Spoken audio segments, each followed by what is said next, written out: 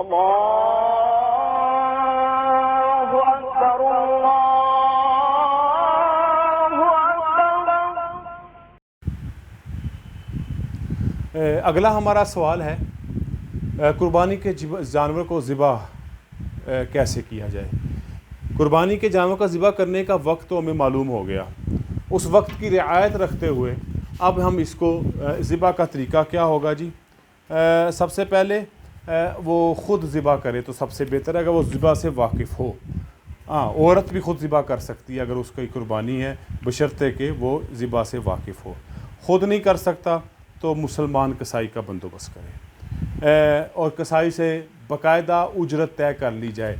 کسائی کی اجرت میں گوشت نہیں دیا جا سکتا، قربانی کا کھال نہیں دی جا سکتی، کسی بھی جسم کے عضو کو بطور اجرت نہیں دیا جا سکتا۔ اس سے 2 ٹوک نقد معاملہ کیا جائے، کیونکہ قربانی اور اس کے تمام اعضاء گوشت اوجڑی تک اور اس کے بعد اس کی کھال، یہ جناب قربانی کرنے والے کی ہے، وہ اس کو بیچ نہیں سکتا۔ کسی کو ہدیہ کر سکتا ہے، تحفہ دے سکتا ہے، لیکن بیچ نہیں سکتا، لہٰذا نہ اجرت میں دے سکتا ہے۔ لہٰذا قربانی کسائی سے 2 ٹوک بات کی جائے کہ کیا ریٹ ہے جی آپ کا۔ ایسے جی ذبح سے پہلے کیا کرنا ہے؟ چھری تیز ہونی چاہیے، کوند نہیں ہونی چاہیے، تکلیف نہ ہو قربانی کے جانور کو۔ اس کو پہلے چارہ اور پانی پوچھ لیں آخری مرتبہ، اور قربانی جس کی ہو رہی ہے اس کا وہاں موجود ہونا ضروری نہیں ہے، اگر اس نے اجازت دے رکھی ہے تو کوئی حرج نہیں۔ جیسے آج کل ہمارے ہاں اجتماعی قربانی کا سلسلہ ہے، اب سب لوگوں کو کہنا آ جاؤ آپ کا ذبح ہو رہا ہے، یہ جب پیسے لیے جائیں اس وقت ہی یہ بات عرف عام میں شامل ہو چکی ہے کہ اس کی اجازت ہوتی ہے۔ تو لہٰذا اگر کوئی ایسا سلسلہ کر لیا جائے، اس کو پرچی دیتے وقت کوئی ایسی کہ اس میں لکھا ہو کہ آپ کی طرف سے اجازت ہے، ورنہ بڑا حرج لازم آئے گا۔ ایک جانور کو دوسرے جانور کے سامنے ذبح نہ کیا جائے، ذبح کرنے والے جانور کو گھسیٹا نہ جائے، کھینچا نہ جائے۔ ذبح کے وقت یہ ہمارے ہاں تصویریں بنانا، مووی بنانا، یہ مناسب نہیں ہے۔ قربانی ہو جائے گی لیکن مناسب نہیں ہے۔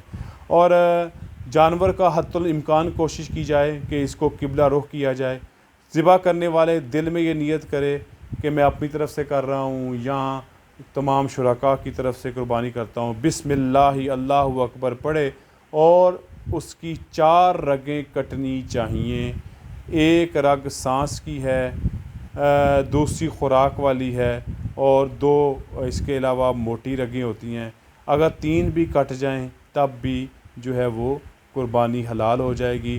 2 کٹیں اور پھر وہ تڑپ تڑپ کے تو مر ہی جائے گا تو، لیکن یہ جانور جو ہے حلال نہیں ہوگا۔ لہذا 4 کا کٹنا تو ہے، 3 بھی کٹ جائیں گی تو گزارا ہو جائے گا۔ اگر بندہ اس وقت تکبیر کہنا بول گیا تو یہ ذبیحہ حلال ہے، کیونکہ اس کے دل میں بسم اللہ موجود ہے، جان بوجھ کر نہیں چھوڑنی چاہیے جی۔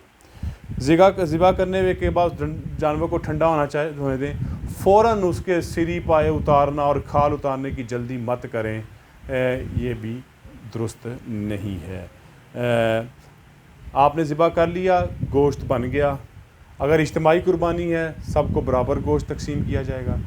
اگر آپ کی اپنی ذاتی قربانی ہے، چھوٹا جانور ہے یا بڑا جانور ہے، مستحب ہے، یہ مستحب ہے کہ اس گوشت کے 3 حصے کیے جائیں، ایک حصہ غربا کا، ایک حصہ رشتہ داروں کا، ایک آپ اپنے استعمال لائیں۔ اگر کوئی سارا اپنے استعمال میں لے آتا ہے تب بھی کوئی حرج نہیں ہے، لیکن بہرحال آپ نے اللہ کی راہ میں قربانی کی ہے، ان لوگوں کا ضرور خیال رکھیں جنہوں نے قربانی نہیں کی اور وہ بڑی عید پر ہی گوشت کھاتے ہیں، تو ان کا ذرا خیال رکھیں۔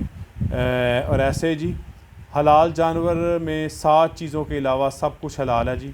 بہتا ہوا خون حلال نہیں ہے، نر کی پیشاب کی جگہ حلال نہیں ہے، خصیتین جسے ہم کپورے کہتے ہیں وہ حلال نہیں ہے، مادہ یعنی کہ مؤنث کی جو پیشاب گاہ ہے وہ حرام ہے، غدودیں، مثانہ، پتا یہ حرام ہے۔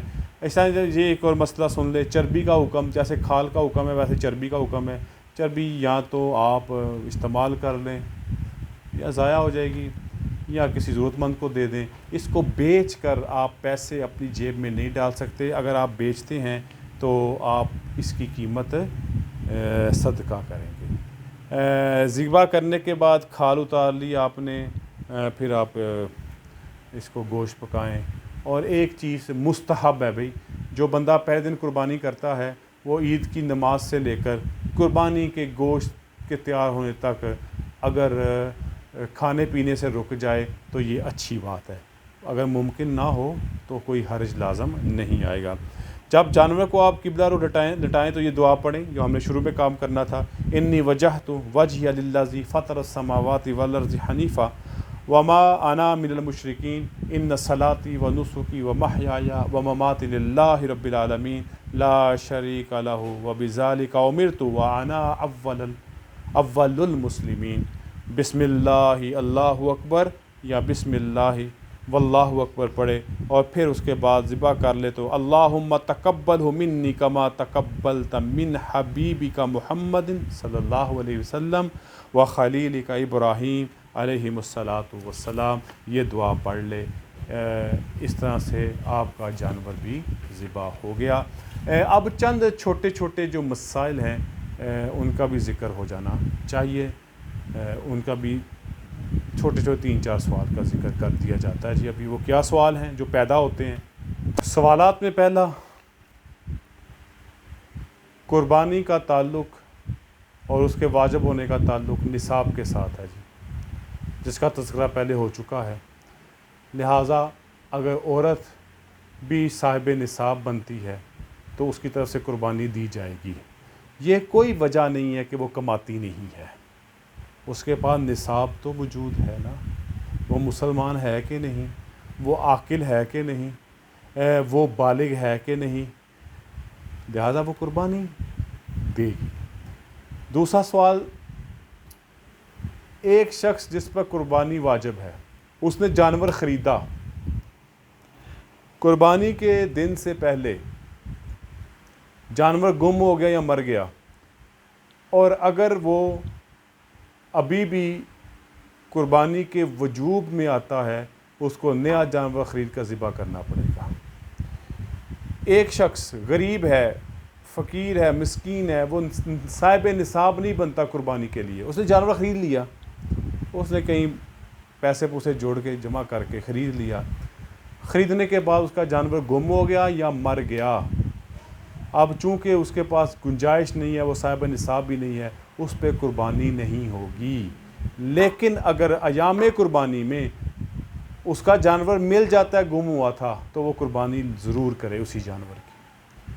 ہاں اگر وہ ایام قربانی میں امیر ہو جاتا ہے تب بھی وہ قربانی کرے. ایک بڑا دقیق سا مسئلہ ہے، امیر آدمی کا جانور گم ہو گیا، اس نے نیا جانور خرید لیا. اب ایام قربانی میں یا قربانی سے پہلے اس کا پہلا جانور مل گیا تو اس کے لیے کافی ہے کہ ایک جانور قربان کر دے.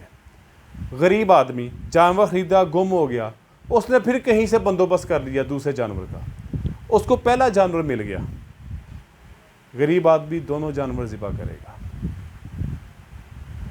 امیر کا گم ہو جائے، بالکل نہ ملے، مر جائے، اس نے قربانی کرنی ہی کرنی ہے.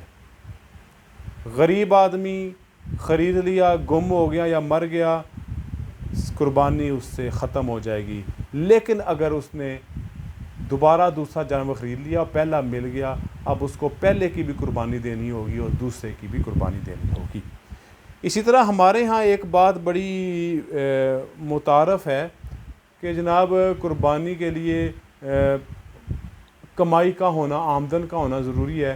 جیسے آج کل کرونا کی وجہ سے لوگ بہانہ تراش سکتے ہیں، جی ہمارے تو آج کل دکانیں بند ہیں، نوکری نہیں ہے. یہاں پر ان باتوں کو نہیں دیکھا جائے گا، دیکھا یہ جائے گا کہ آپ کے پاس جو ایسٹز ہیں، جو نصاب ہے، جو مال جمع شدہ ہے، وہ کتنا ہے. کمائی شرط نہیں ہے، آپ کی جمع پونجی شرط ہے، جو میں نے پہلے شروع میں اس بات کا تذکرہ کر دیا ہے. تو ایسے ہی اگر کوئی اور سوالات ہوں آپ کے ذہن میں، بالکل بلا جھجک آپ پوچھیں، کمنٹ میں آپ پوچھیں، کمنٹ میں ہی اس کا جواب دینے کی کوشش کی جائے گی تاکہ ہم قربانی جیسے عظیم عمل کو اللہ کے ہاں قبولیت والا بنا سکیں اور اس کا اجر سمیٹ سکیں، کیونکہ یہ جانور ان کا ہر حصہ، ہر عضو، ان کے بال، یہ سب کے سب ہمارے لیے ذخیرہ آخرت ہے۔ اللہ تعالی ہم سب کو عمل کی توفیق عطا فرمائے، ہر بلا سے، وبا سے، بیماری سے ہم سب کی حفاظت فرمائے۔ اللہ تعالی ہم سب کا حامی و ناصر ہو۔ وآخر دعوانا الحمدللہ رب العالمین۔